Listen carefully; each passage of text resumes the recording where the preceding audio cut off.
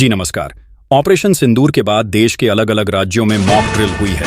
राजधानी दिल्ली में भी मॉक ड्रिल का असर देखने को मिला। विजय चौक पर अंधेरा हो गया था। पाकिस्तान को ऑपरेशन सिंदूर के बाद एक और हमले का डर सता रहा है। मीडिया से बात करते हुए विदेश मंत्री ख्वाजा आसिफ ने कहा है कि भारत आज रात एक और हमला कर सकता है। ब्रिटेन के पूर्व पीएम आर्शी सुनक ने कहा कि किसी भी देश को आतंकी हमलों को स्वीकार करने की जरूरत नहीं है।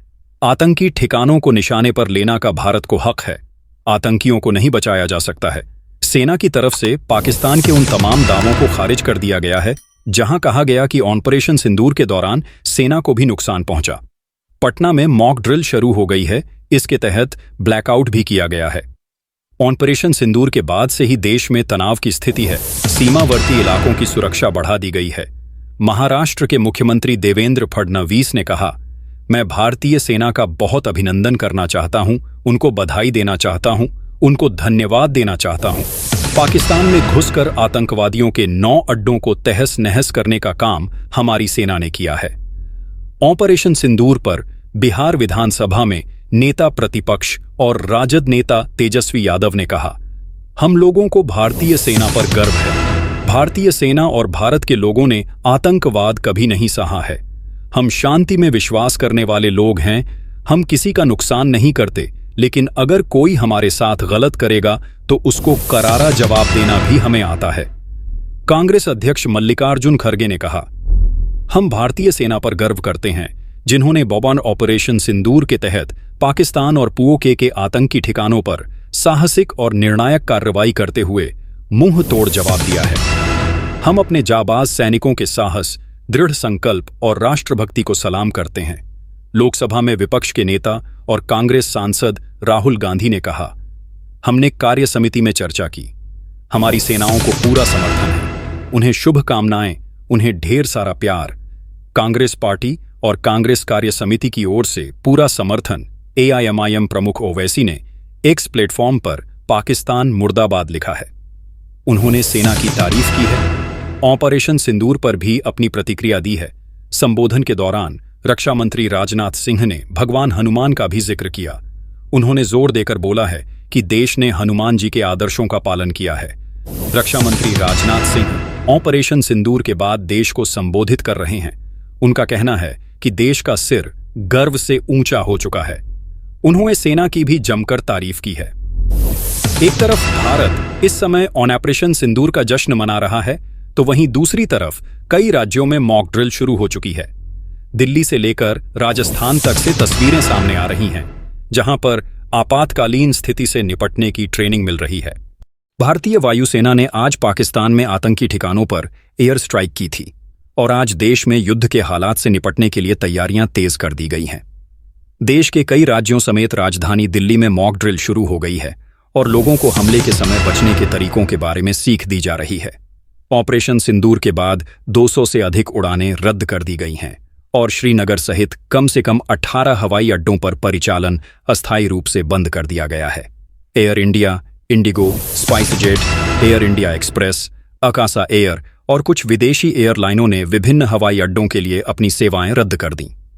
सूत्रों ने बताया कि देश के उत्तरी और पश्चिमी हिस्सों में कम से कम 18 हवाई अड्डों को अस्थायी रूप से बंद कर दिया गया है। इनमें श्रीनगर, लेह, जम्मू, अमृतसर, पठानकोट, चंडीगढ़, जोधपुर, जैसलमेर, शिमला, धर्मशाला और जामनगर शामिल हैं।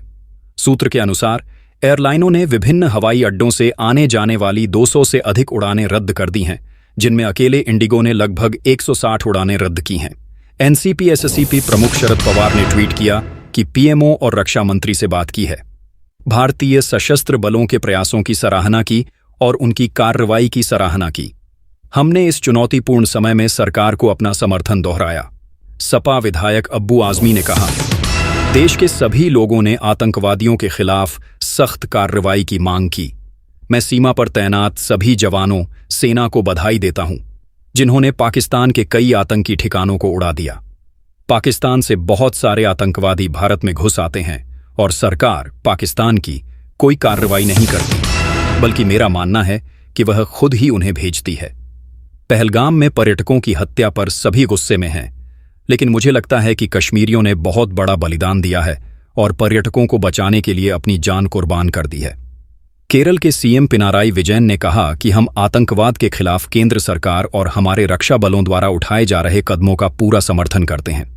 ऐसे कदमों के साथ साथ पहलगाम हत्याकांड के अपराधियों को न्याय के कटघरे में लाने और यह सुनिश्चित करने के लिए कि पाकिस्तान में आतंकी शिविर संचालित नहीं हो रहे हैं, सरकार की ओर से कूटनीतिक हस्तक्षेप होना चाहिए।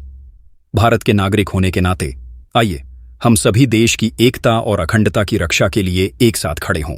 ऑपरेशन सिंदूर के तहत 7 मई 2025 को पाकिस्तान और पीओजे में 9 जगहों पर आतंकवादियों और आतंकवादी ढांचे पर लक्षित हमलों के तुरंत बाद एनएसए अजीत डोभाल ने कई देशों के एनएसए से बात की, जिनमें अमेरिकी एनएसए और विदेश मंत्री Marco Rubio, UK NSA Jonathan Powell, Saudi NSA Musaed Al Aiban, UAE NSA HH Sheikh Tahnoun, UAE के एनएससी के महासचिव अली अल शम्सी और जापान के एनएसए मसाटाका ओकानो शामिल थे।